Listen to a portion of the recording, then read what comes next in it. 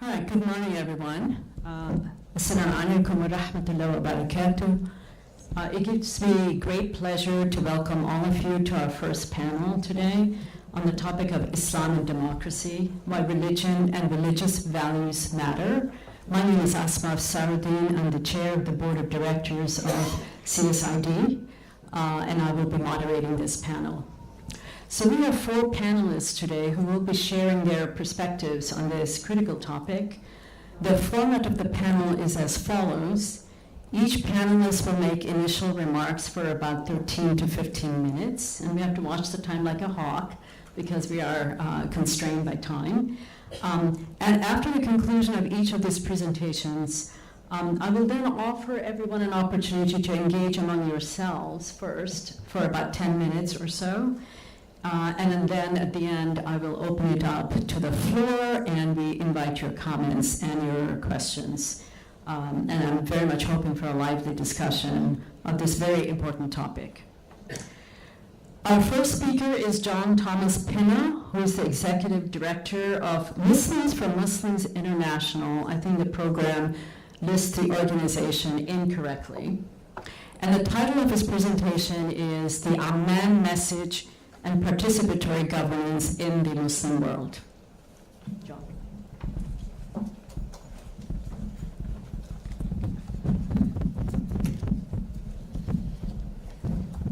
This is what happens when you get 50 or above. You need glasses to read your speech.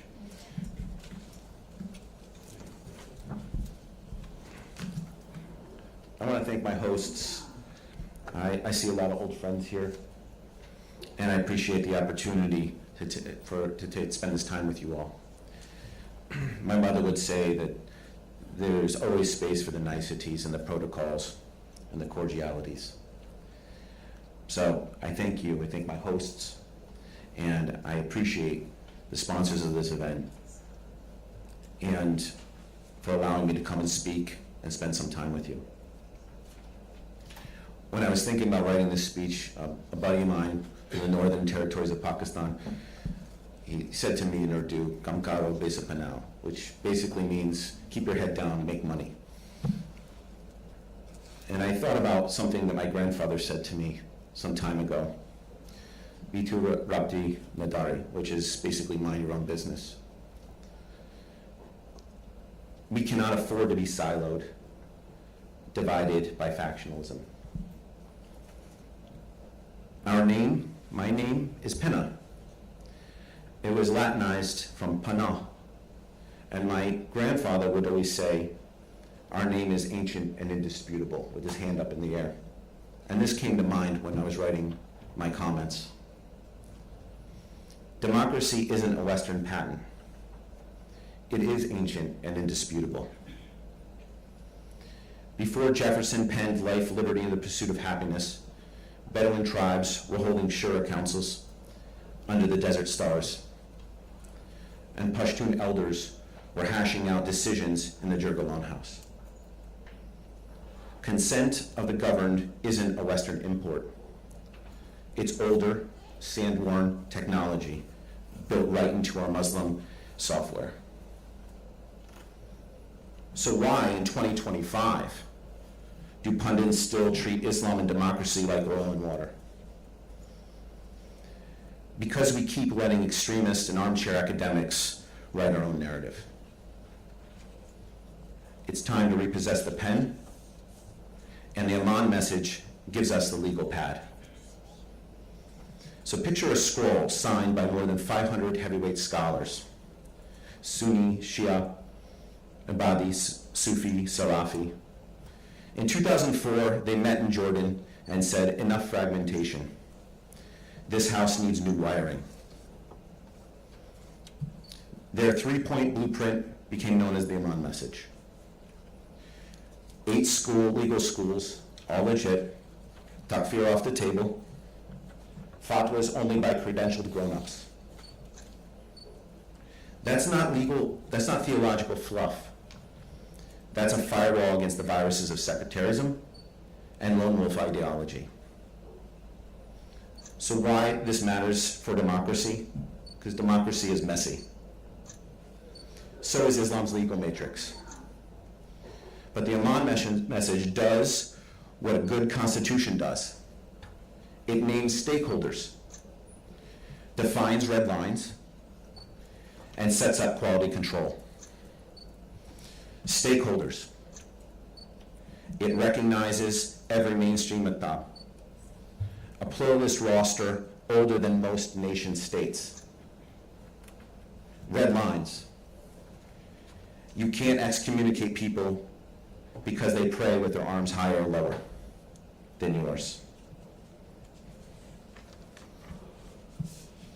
I'm giggling because my godchildren put their mustache in between the pages, so I'm sorry. No, we're serious, but quality control. Fatwas come with a license of accountability, not a YouTube channel or a PayPal wall. So strip out the Arabic, and that's Madisonian logic. Representation, minority protections, checks and balances. Let's connect the dots. So sure, a consultative decision-making appears in the Quran. Jirga Afghan tribal councils predate the Prophet, peace be upon him, by centuries. These are indigenous democratic engines. The Amman message tunes them up for the 21st century superhighway. From informal to institutional, local councils morph into municipal boards and fatwa councils with transparent rules. From might makes right to credential makes right. Knowledge outranks Kalashnikovs. That's how you build participatory governance without importing prefab systems that fall apart at the first sandstorm. Flashback to Herat in 2009. The local council didn't want to hear about democracy from me. I told them that no two democracies are the same, just like no two Muslims are the same. I gave them an example of how British democracy, with the House of Lords, a hereditary representative body, is appalling to Americans, but it's democracy nonetheless. And that Afghans have been practicing democracy at the Shura and Jirga level longer than any democratic nation has been in existence. Utilizing Islam as a framework to set stakeholder guidelines and contextualize democracy with the little d into something that is wholly Afghan isn't something that is a foreign concept at all. One elder stood up and said, "This is who we are." And everyone started nodding their heads. So the problem is it takes work to come up with a new system that's appropriate for not only dealing with the local level, but the regional, national, and international level. And we're uniquely set up to do that. It's in our DNA. So what's the lesson? When communities own a consensus document, it beats foreign white papers hands down. From consensus to legislation, let's look at the ripple effect. UAE's Fatwa Council fines you for freelance fanaticism. Jordan's Imam Training Institute, imams now study civic engagement alongside Hadith science. Pakistan's interfaith harmony policy cites Amman norms to shield churches and temples. Is every law perfect? No, but the architecture is there. Pluralism is welded into local legitimacy. And the elephant in the room? Yeah, but extremists still bomb us. True. And here's the unanswered, unsweetened truth. A document cannot fix unemployment or reform the police. Suhail Nahuda said, "There's no water and no pavements," when referring to the Amman message. And he's right. Governance needs asphalt, not just fatwas. But without theological consensus, every pothole becomes sectarian quicksand. Think of the Amman message as an operating system. You still need apps, such as education reform, women's rights, and anti-corruption units. But if the OS is infected with sectarian malware, no app of installation that's installed will be clean. So the call to action is a version 2.0 that comes from the people, that comes from people like us in the room. We're at the 20-year mark, and here's my Gen X punch list. Localize it. Translate the message into every dialect of every mosque bulletin board from Tangier to Kabul. Teach it before it's too late. Embed it in high school civics and Friday huppahs. Get it to the kids before TikTok theologians do. And audit your governance. If your city council, majlis, or parliament isn't as representative as Nate's school model, you're falling short. Hold a new ijma. Bring women scholars, minority sects, and yes, critics to draft the 2025 democracy upgrades that are iterative. And civil society practitioners to mobilize. Scholars, did their thing. They did their bit, and now it's time for us to take the reins. Surah 3:103 tells us, hold fast the rope of Allah, all together, and do not be divided. And with the rope in the sand and the braided cord. A single fiber breaks, a braided cord hauls ships. The Aman message is that cord, 8 strands thick, consensus woven, ready to pull 1.9 billion souls toward the future where democracy speaks Arabic, Pashto, Hausa, Bahasa fluently and authentically. Democracy in the Muslim world isn't a mirage. It's an old water well we've neglected. The Aman message hands us the rope. All we've got to do is pull. Thank you.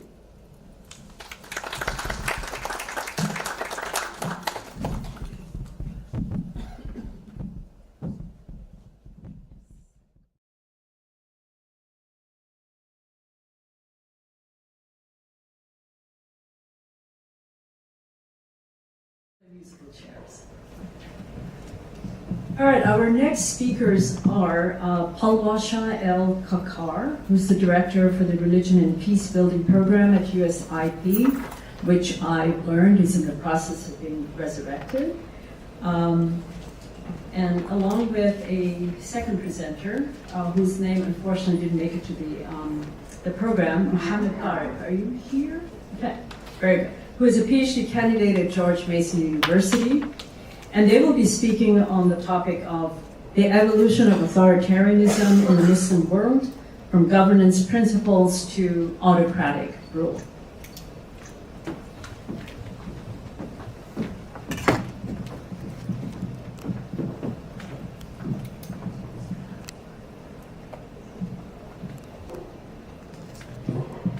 Bismillahirrahmanirrahim.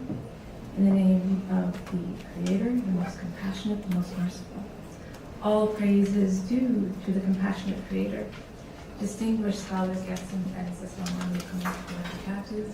Peace and blessings be upon all of you. I'm Palwasha Kakar, and I direct the religion program at the United States Institute of Peace, which is the oldest thematic at the Institute of Peace. I'm happy to say that we have now won our case and we are supposed to be back in business. I'm joined with my colleague, Ustad Muhammad Usman Tarek. I've been working with him for over 20 years in this space. And although he is now a PhD candidate, he was also a senior advisor at U.S. Institute of Peace, working with me on governance and also on women's rights in Islam. And before that, he was working in very important positions in the Islamic Republic of Afghanistan, both in education and in religious affairs. And this presentation really stems from our joint research that we did when the peace talks were happening in Afghanistan. And we heard that the Taliban were talking about an Islamic Nizam, and the Republic was saying we already have an Islamic system of government. Our constitution is one of the most Islamic constitutions in the world. And so there was this bafflement of misunderstanding of what is Islamic government and governance, and a lack of understanding of people to be on the same page on these concepts. And so we embarked on this research to better understand how to speak and have some white papers in the background about Islamic governance from the original sources, the Quran and the Sunnah, the Prophet. I don't have a clicker, so maybe.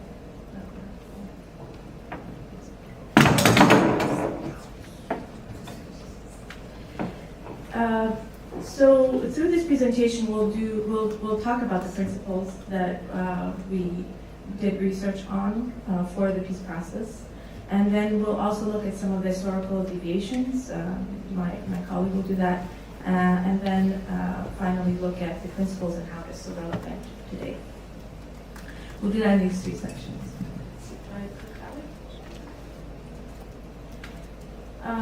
So for the first section, we'll look at the principles governing ethical leadership. We'll look at the principles empowering citizen participation and the principles on mutual accountability and the social contract. Ethical leadership focuses on moral character and responsible authority. Citizenship participation is centered on public rights and political engagement, and mutual accountability emphasizes shared responsibilities.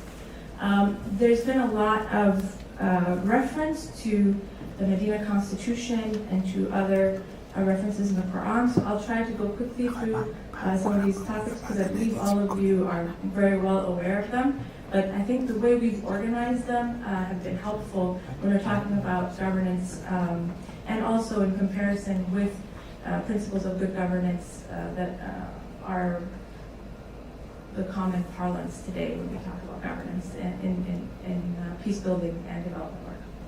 So in terms of the foundational principles, the first thing we emphasize is looking at stewardship in the Quran. And so the whole concept of the Khalifa is basically the beginning of understanding the importance of human beings and their role on earth as being stewards and representatives, but having the responsibility to take action and be leaders.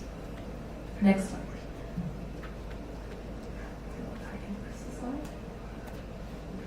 Okay, so we first talked about trust or amana.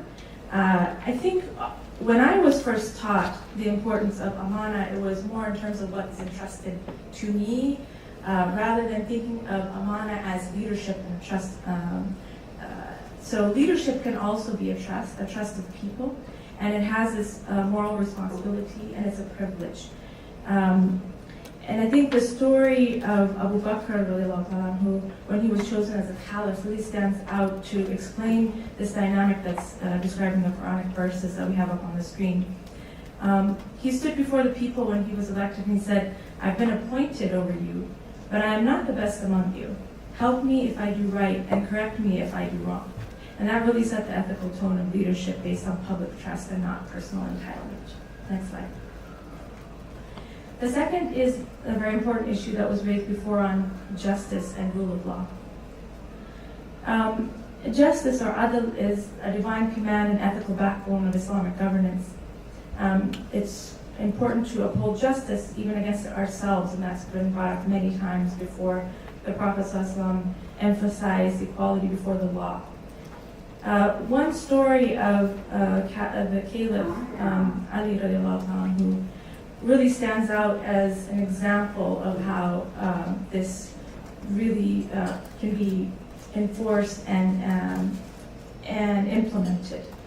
And that is when he lost a court case to a Jewish citizen. He took a Jewish man to court over a shield, and the judge ruled in favor of the non-Muslim because the Caliph Ali had no witnesses.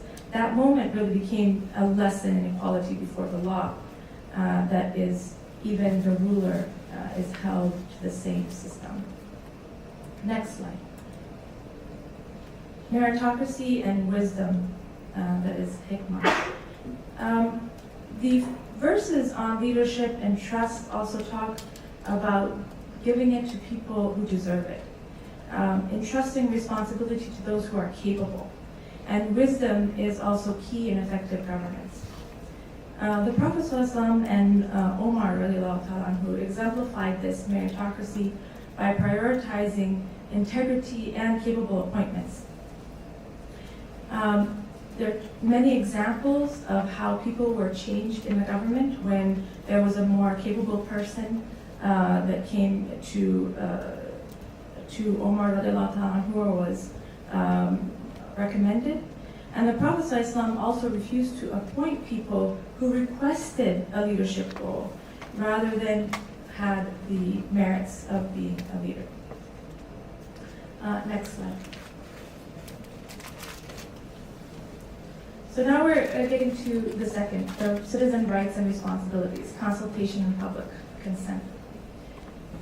Public consent in Islam is about shura, and the emphasis is on shura, that is consultation and collective affairs.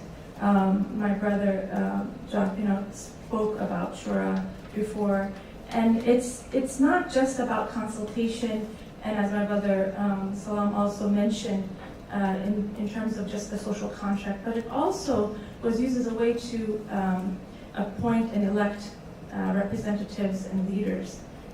There was through consultation, and then through a process of bay'ah, or pledging allegiance, that confirms the consent that caliphs were elected. In the rightly guided caliphs in the first four, that's a very important example. And many scholars after that declared that leadership that was established without that kind of consultation was illegitimate. Unfortunately, we have scholars that wrote about justifying authoritarian regimes, and we don't hear as much about, for example, Imam Abu Hanifa, who was jailed because he refused to recognize the leader that was illegitimate and not brought through public consultation. The next is on civic accountability. Citizens, are we on the next one? All right. We're talking about public consultation and public consent and civic accountability. The whole concept of Amr bil Ma'ruf and Nahi anil Munkar is to enjoin right and forbid wrong. That is to speak truth to power. And we have so many examples of this. It's about the people speaking out. And it's a duty of the people to speak out, not in terms of the government imposing this. A quick example was during the time of the Caliph Omar, when a woman spoke out and said during a public sermon that he was wrong about limiting dowry, and he accepted her correction, saying this woman is right and Omar is wrong. The next is on the protection of rights and minorities, and we already heard about that in the Constitution of Medina that was spoken about earlier, so I won't speak to that. The last section is about mutual accountability in the social contract, and I think it's just important to note here that legitimacy is not static, that there are examples of how people had to continue to show legitimacy, and that authority was not granted once and for all. And during Uthman's caliphate, he sent envoys to request the renewal of bay'ah. This wasn't ceremonial. It was important to continue to show legitimacy of the leaders. And finally, on corruption and monitoring, there are examples of how the Prophet ﷺ forbade governors from accepting gifts, and that there was continual audits, and particularly under Omar radiallahu anhu, there was a continuous auditing and holding officials accountable. So these are all examples of very clear ways that Islam lays out governance structures that are accountable to the people, that are in consultation, that have leadership and ethical leadership that are in line very much so with how we understand current day governance systems. And these were helpful as we were working through discussing peace building. Tariq sir will be talking about the second half of this presentation, which is authoritarianism and extremism. So that's our wish.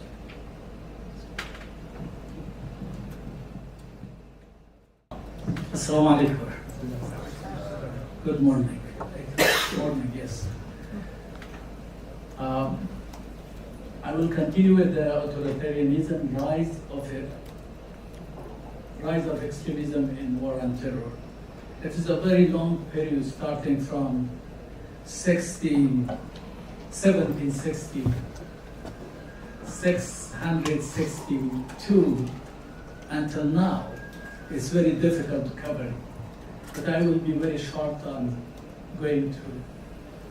The important things that we already heard about it, that's the principle of governance. However, I will call it golden principle of governance because it is relevant to all good governance in the history of human being, from Yusuf alayhi salam to Musa alayhi salam to Dawood alayhi salam to Sulaiman alayhi salam, everyone. For that reason, this is not something only came in Quran, and we have to follow it as a Muslim, but it is golden principle coming with فَمَنْ تَبِعَ هُدَايَ فَلَا خَوْفٌ عَلَيْهِمْ وَلَا هُمْ يَحْزَنُونَ. From that part with Adam alayhi salam, the father of all human. And that's the reason that these golden principles are implemented during the 40 years of Prophet's statehood and the 30 years of Khulaf. According to the saying of Prophet, peace be upon him, 30 years the Khilafah will continue. After that, the autocrats will come, the kings. And that's where this authoritarianism started. In another hadith narrated in Sahih al-Bukhari, it says that the fasad, corruption of this ummah will be done by the hand of few younger Quraysh. And that's another saying which is a forecast of Prophet Muhammad about the governance. Then, with what this started, let's talk about the content. The content is that the golden principle of governance was reversed by these people. First of all, they didn't call themselves Khalifa. As it is very famous from Muawiyah radiallahu anhu, when he was asked, he said, Ana awwal al-muluk. He didn't say Ana awwal al-Khalifa or Ana Khalifa. The other narration is from Sa'd ibn Abi Waqqas radiallahu anhu. When he came to meet Muawiyah radiallahu anhu, he told him, Ya ayyuha al-Malik. He didn't tell him, Ya Amir al-Mu'mineen or Khalifa. The other indication is the book written by Imam Abu Yusuf rahimahullah, the students of Imam Abu Hanifa, called Kitab al-Kharaj. He only mentioned the example of good governance in the reform proposal that he submitted to Harun al-Rashid, the king of Abbasi. 5. Abu Bakr, Omar, Osman, Ali, radiallahu anhu, and Omar ibn Abdul Aziz, the Khalifa al-Khamis. There is no other Khalifa. They're all authoritarian. And the best example is, I told someone that these Umayyad Abbasid dynasty until now, even Ottoman Empire, they were all fighting not for Islam, but fighting for wealth and conquest. He told me, no, you are not right. I said, I'm right, because in Iraq, during the Hajjaj ibn Yusuf al-Thaqafi, non-Muslim people, which called Ma'ahid or Zimmi, they become Muslim. Then the officers of Hajjaj reported to him that the jizya this year is very low. We are in deficit. Let's do something. what happened, because many of those people who we were taking jizya, they became Muslim. Then he ordered them to take them out of the cities to the villages and took jizya from them. It means to tell them you are not Muslim. If this was for Islam, then why they didn't care about those people? The other important point, I was warned about my time, as this is 200 pages research done by Afghan scholars. We are just talking in 10 minutes. The other point is that the policy of government started to kind of people have to be taken to illiteracy. It means education has to go. And the reason was because those people from Tabi'in and Tabi'in and others, they had a lot of knowledge of Islam. And they didn't accept this illegitimate government, as Imam Abu Hanifa called it, Bilfil, Hukuma, or La Mashru. Then they started to think, the kings, that if we have people know Islam, they will always revolt against us. For that reason, make them uneducated. Then they start to not have education department at all. And that was another. Especially they were very hard on women. And their policy was to put them in houses and then not let them to learn. Because the women were very hard on criticizing the kings and emperors. There are many examples. You can go to the book of Ibn Bakr called Al-Mawfaqiyat. There are hundreds of examples of this. I will stop here, then we'll be in your service during the question and answer.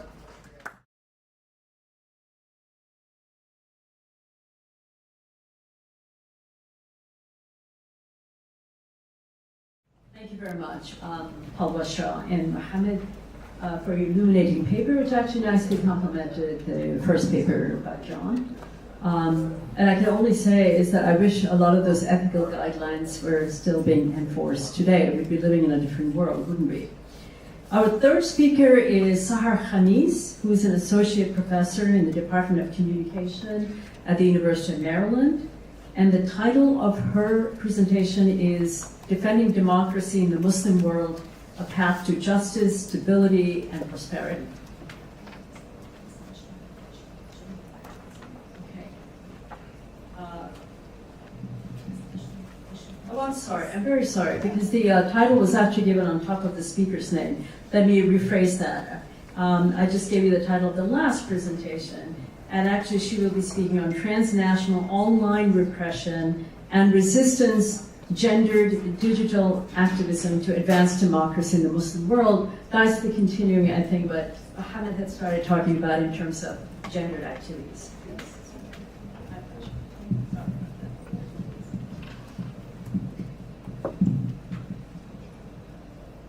All right, Assalamu alaikum everyone. Peace be upon you. Morning. So happy and honored to be with you in another great Center for the Study of Islam and Democracy conference. Thanks to Center for Islam and Democracy and also for MPAC, Muslim Public Affairs Council, for putting together this important and timely conference. I cannot think of a more important and timely moment to talk about the issue of authoritarianism and the need to stand against authoritarianism than the moment that we are facing now, regionally, internationally, domestically, you name it. And just very briefly, I want to make sure this is working here in terms of the slides. My topic is transnational repression and resistance, gendered activism to advance democracy in the Muslim world. So before we start, I just want to quickly tell you a little bit about myself. I'm an Egyptian-American communications scholar, and I've been conducting qualitative, ethnographic, and feminist research with a special focus on media dynamics in the Arab world and the Muslim world. My investigation has always focused on Arab and Muslim women, and it's a particular area of interest for me. women's multiple resistances and multiple roles and activisms in the Arab and Muslim world, whether they are journalists, whether they are opponents, dissidents, activists, you name it. There's actually some kind of overlap between these categories, as my presentation is gonna show. And I am the co-editor of the book Arab Women's Activism and Socio-Political Transformation, Unfinished Gendered Revolutions. So some of my findings in this study are based on some of the topics and themes discussed in this book. Next, please. So about this study, of course we know that more than a decade ago, the Arab Spring uprisings have erupted and brought about a wide array of outcomes unfolded, of course, in these different countries. And of course, as we all know as well, women played a very important and pivotal role in the midst of these uprisings. Politically, socially, economically, they have been an important cornerstone for the initial success of the Arab Spring uprisings before things went in a wrong direction. We're going to talk about that also in a moment. But initially, what we have seen in countries like Egypt, Tunisia, is that we have seen some kind of regime change and things were looking favorable, at least at the beginning, before things started to go in a negative direction. So this study is based on interviews with 20 women activists, journalists, opponents, dissidents for different countries, 4 countries in particular, Egypt, Bahrain, Syria, and Tunisia. And of course, the names here are changed to keep them anonymous and protect their own privacy, except in a case where there's actually a journalist from Bahrain who said it's okay to use her real name. So I did that. Of course, the interviews were done over Zoom and Skype because of the geographic location. The importance of the study, very quickly, I will say it's very important to focus on women because not just I'm a professor of communication, also an affiliate professor of gender and women's studies, but mainly because women are half of society and they give birth to the second half. So we cannot talk about issues of development or advancement or democracy or change without talking about women and women's important role. It's also very important to deconstruct some of the myths and the stereotypes about Arab women / Muslim women who are usually misportrayed or misrepresented as weak and helpless and powerless or simply as sexualized objects or all of the above. So when you see images of women who are resisting, and many times with great risk to their own safety and the safety and welfare of their own families, putting themselves at risk of being arrested, harassed, detained, or even killed, that immediately changes many of these negative misperceptions, stereotypes, and myths about Arab and Muslim women. Of course, women have also suffered, Arab women and Muslim women in particular, from 3 layers of invisibility. Invisibility in everyday life, for their work and labor is oftentimes not recognized as quote-unquote work, because they don't receive a paycheck every week or every couple of weeks. So therefore it's informal and undocumented labor. Also invisibility in academia that has not been giving them a fair share of the attention they deserve. And of course invisibility and misrepresentation in the media as well through some of these stereotypes and misrepresentations. So it's very important to try to overcome these layers of invisibility, and illustrating as well the different activisms, resistances, and feminisms of these Arab and Muslim women. And I'm using here the plural on purpose because I don't believe that there is one size fits all activism or one size fits all resistance or one size fits all feminism. So we have to talk about all of these in the plural, using the plural as activism, resistances, and feminisms. It is also very important here to talk about a very important phenomenon that this presentation is focusing on, which is the phenomena of cyberfeminism. Cyberfeminism, simply put, is the sister term for cyber activism. And cyber activism is the use of social media and new media in order to bring about change, to fight authoritarianism, to bring about some kind of positive social and political change in society. That is the phenomena of cyber activism. The sister term is cyberfeminism. It's when women themselves try to take the digital media and social media in their own hands in order to bring about some kind of favorable change in their own societies. And in that particular sense, we can say that women are fighting what we can describe as a dual struggle. In other words, they're joining their male counterparts, their fellow male citizens, in the struggle against dictatorship and authoritarianism. They're fighting against dictatorial regimes in the Arab / Muslim world, but they're also having a parallel dual struggle to also fight against patriarchy, misogyny, sexism, discrimination, and many other things that are impacting Arab and Muslim women in particular. So it's very important to talk about all of these issues and the role of new media and social media as important tools which are used by Arab/Muslim women in this regard. Next, please. So, cyberfeminism in the Arab Spring, it is not a secret, of course, that women played very, very important roles during the Arab Spring movements, not just as quote-unquote supporters of the fellow male citizens or helping them in some kind of way or nurturing them. No, they were actually at the front lines of resistance, risking their own lives, risking their own bodies. Very much activists and leaders. In many cases, we're going to see examples of leadership of some of these women in certain movements against autocracy and dictatorship and authoritarianism. Some of them were harassed, some of them were detained, arrested, killed, you name it. So they were very, very active and very much outspoken. And it's a very important thing to say that this particular moment showed some kind of grassroots activism across the board. It was trying to defy the top-down tokenism that existed before that in terms of the First Lady syndrome. Whatever the First Lady does or says gets the attention of the media. No, now it's the grassroots movement across the board. Everybody is participating from every corner of society, young, old, women, men, you name it. And of course, this iconic image from the heart of Tahrir Square in Egypt is very, very iconic. Whenever I talk about the Arab Spring, I always bring about this iconic image. Next, please.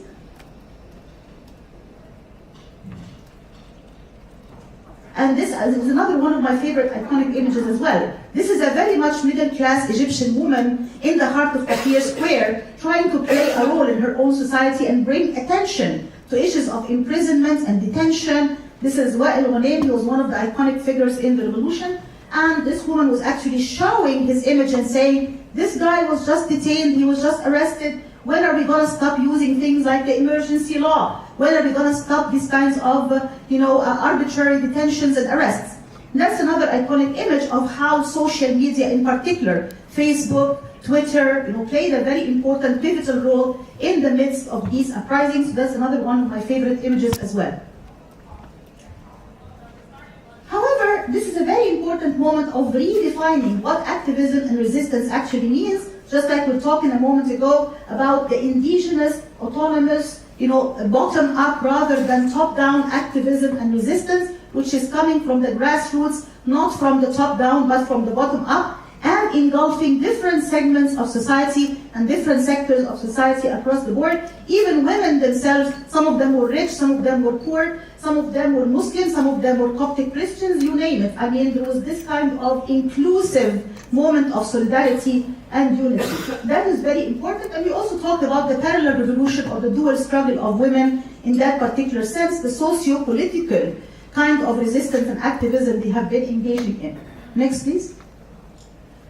The contributions of cyberfeminism, the digital media tools gave these women very, very important tools to mobilize, to organize, and to confront authoritarianism and dictatorship, to create some kind of resistance movements.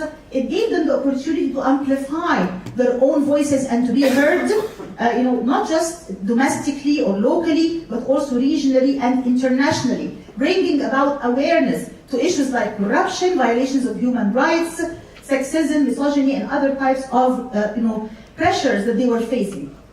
The post-Arab Spring landscape, unfortunately, looks very different, with the reversals in the course of democracy. In many of the so-called, quote-unquote, post-Arab Spring countries, we are seeing what we can describe as authoritarian adaptation and reassertion. In other words, these regimes are now, these regimes are now reinventing themselves again and starting to use measures like repression, arrests, detention, forcible disappearance. In the case of women in particular, they faced additional layers of doxing, trolling, character assassination, shaming on social media, profiling, and the list can go on and on and on. However, they started to use social media to create some kind of resistance, using three very important tactics: mobilization, documentation, and education. Mobilization is trying to bring people together in action. Let's organize a protest. Let's organize some kind of movement on the ground. Let's do something about it. And documentation, if anybody tries to arrest me or harass me or detain me, I'm going to use my cell phone camera as my weapon. I'm going to document this moment and I'm going to share it. It's going to go viral all over social media and on YouTube. And education is bringing awareness to society itself about the importance of democracy and the importance of women's rights.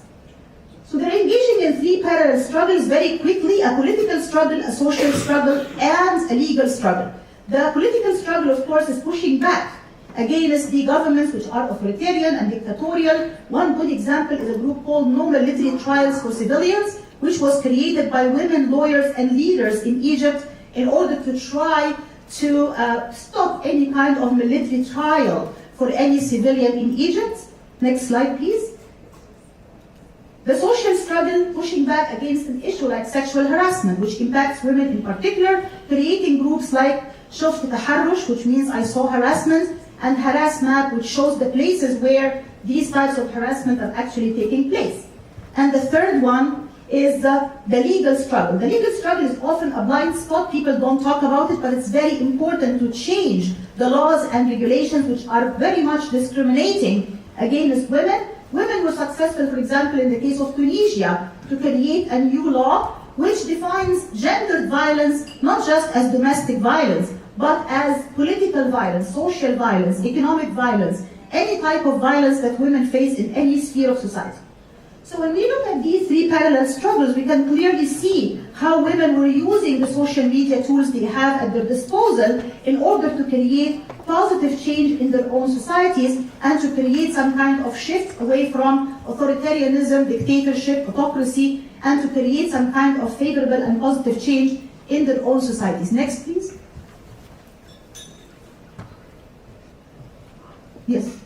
So there are some gains and opportunities for sure. Women were able to increase the visibility of their own issues, of their own struggles, to speak up, to bring about international awareness, to bring about a lot of visibility for their own causes. And many of these women became role models, not just for other women, but even for young men and for society as a whole. Next, please. Also, they were able to really become leaders in their own right in the political, social, economic, and legal spheres, therefore shattering many of the myths and stereotypes we were talking about earlier and setting a new stage and a new phase for activism and resistance in the Arab/Muslim world. Next, please.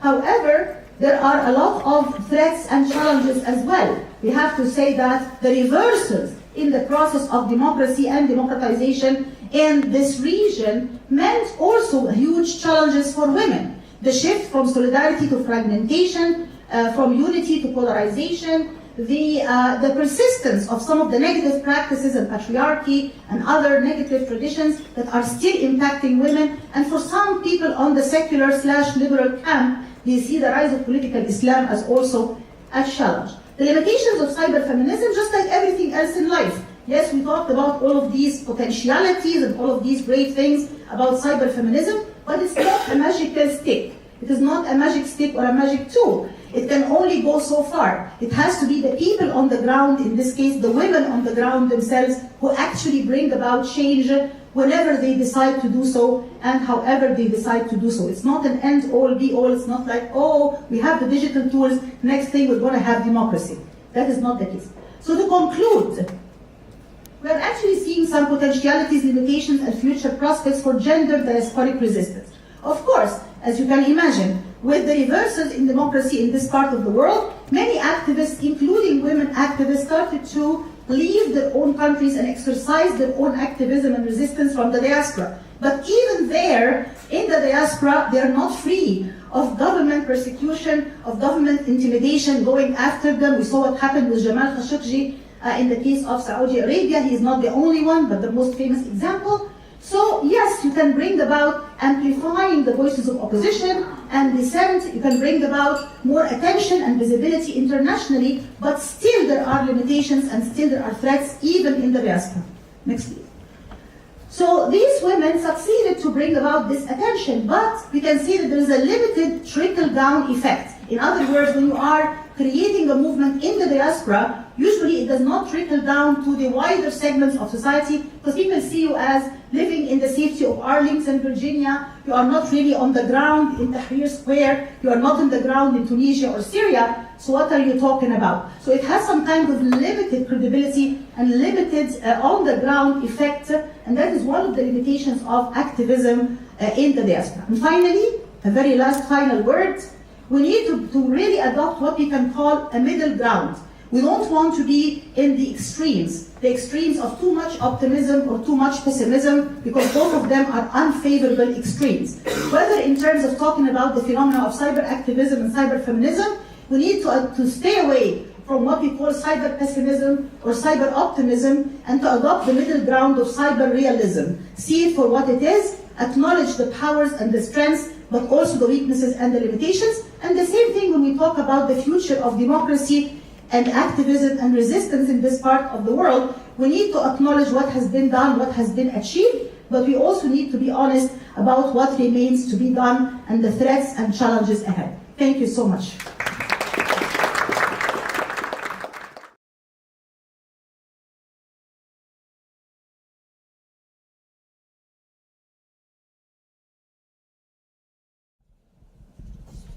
Thank you very much, Sahar, for that very useful and impassioned presentation, providing us with a very helpful survey of the various kinds of women's activisms, particularly digital activisms that we don't hear very much about, and how that's contributing to the promotion of democracy in the Muslim-majority world. Our final speaker is Irma Maharadze, who is an independent researcher from Tbilisi Institute of Asia and Africa. And she's speaking on the topic of, now this time, defending democracy in the Muslim world, a path to justice, stability, and prosperity. First of all, I would like to greet the organizers of the conference, participants, and all the guests, and I really feel privileged that I've made this long way to come and participate in this really interesting event. So, in today's global political climate, Muslim majority countries face a range of complex and interconnected challenges. These challenges have made it increasingly important to defend and strengthen democratic governance. Democratic systems are especially valuable in societies with diverse populations. Many Muslim majority states are home to a rich mix of ethnic, religious, and cultural groups. When democratic principles are applied, such as the protection of minority rights and the encouragement of broad political participation, they help reduce marginalization and build social unity. There is ongoing debate about the relationship between Islamic teachings and democratic values. Muslim societies have different political histories and cultural backgrounds, which shape their views on governance. One of the main points of today's discussion is how Islamic ideas can align with and even support democratic principles. While democracy is sometimes seen as a Western concept, its core values such as human dignity, individual freedom, and inclusive governance are universal and can be meaningful and relevant across different cultures and religious contexts. Many scholars, next slide please. Many scholars argue that the Quran contains principles that can support democratization, such as shura, consultation, adl, equality or justice, religious tolerance, accountability, and opposition to oppression and tyranny. Shura, consultation, the slide before, please.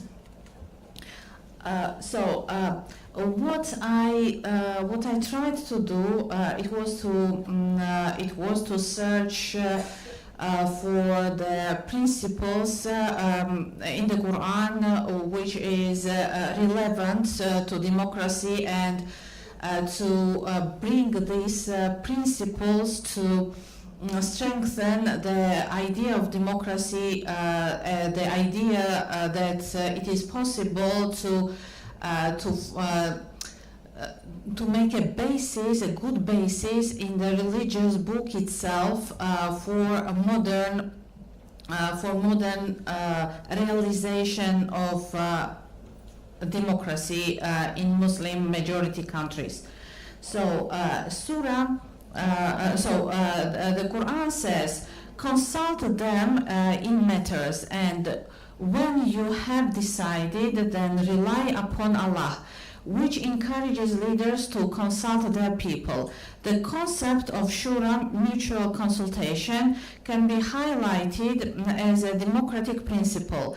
It suggests that rulers should not act dictatorially, but should consult with the people. Some modern Muslim scholars and activists interpret shura as the Islamic foundation for parliamentary democracy or systems where leaders are accountable to people. Equality and justice. Quran says, indeed, Allah commands you to render trust to whom they are due, and when you judge between people and judge with justice. This calls just governance and trustworthy leadership. Justice or adl is a core value. In a democratic system, this would translate to laws that are fairly applied, leadership that is accountable, and institutions that serve everyone equally. One of the important principles, in my opinion, is also that there is no compulsion in religion. Quran says there is no compulsion in religion. The right path has become distinct from the wrong. This supports freedom of choice in matters of faith. Freedom of conscience is a key democratic value. This verse is often cited to argue for political systems that protect individual freedoms, including religious ones. Accountability. Regarding accountability in Quran, we find many different verses, but I will cite only one of them. Indeed, we have made you a successor upon the earth, so judge between the people in truth and do not follow your own desire, as it will lead you astray from the way of Allah. This is for leaders who must govern with truth and justice, avoiding personal bias. Some Islamic thinkers have expanded this idea to justify political accountability mechanisms. And the next thing is opposition to tyranny and oppression. Quranic basis for it is found in 4th Surah, 75th verse. And what is the matter with you that you fight not in the cause of Allah, and for the oppressed among men, women, and children who say, O Lord, take us out of this city and of oppressive people, and appoint for us from yourself a protector, and appoint for us from yourself a helper. This encourages standing against oppression and for the right of the oppressed. With Islamic intellectual tradition, which provides substantial support for the principles of democratization, rooted in the Quran, emphasizes on consultation, justice, accountability. Al-Mawardi, writing in the 11th century, Okay, I guess the slide before, please. The previous slide, please. Okay, so Al-Mawardi, writing in the 11th century, maintained that the political authority should emerge through consultation among the qualified and must serve the public good. Al-Ghazali further reinforced this notion by arguing that rules derive legitimacy from their adherence to justice, and that the people have a duty to advise and, if necessary, correct their leaders. Ibn Taymiyyah advanced these ideas by asserting that governance is a divine trust and rulers must uphold justice or be held accountable by the community. Building upon these classical foundations, modern Islamic thinkers, next slide please, have argued that democracy is not only compatible with Islamic governance but essential to its ethical realization. Khalid Abu al-Fadl contends that democracy operationalizes the Quranic mandates for consultation and justice by institutionalizing public participation and safeguarding moral responsibility. Rashid Ghanouchi similarly emphasizes that Islam supports a civil state based on political pluralism, electoral competition, and individual freedoms.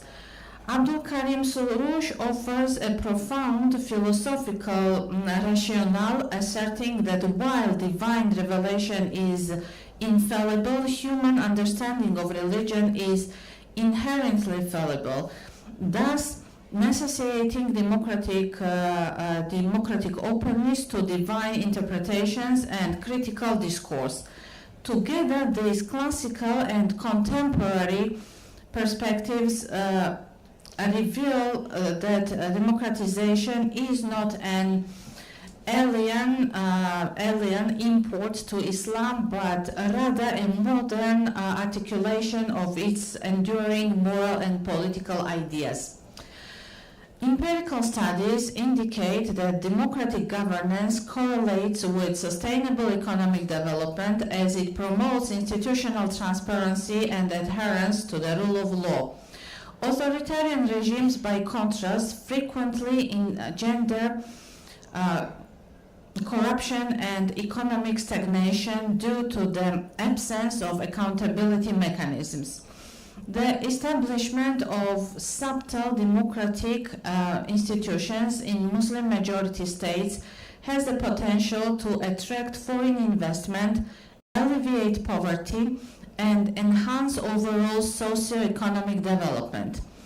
Educational initiatives that emphasize the theoretical and practical congruence of democratic principles with Islamic governance can serve a counter prevailing misconception and bolster public support for democratic reforms.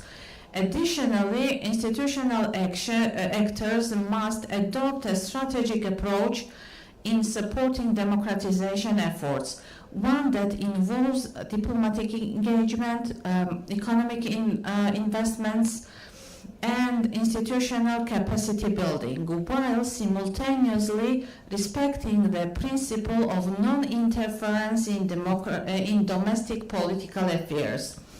Finally, sustainable economic development constitutes a fundamental pillar of democratic stability. Policymakers must prioritize strategies aimed at reducing socioeconomic disparities and enhancing access to essential services, including education, healthcare, and employment opportunities. The defense and promotion of democracy within the Muslim world thus emerge not only an ethical imperative but also as a strategic necessity in in counteracting global authoritarianism.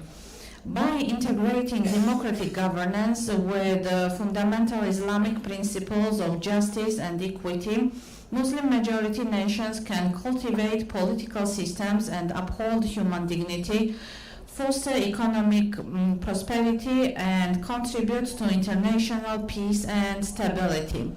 In conclusion, the defense of democracy in the Muslim world is not merely a political choice, it is a moral, theological, and strategic imperative.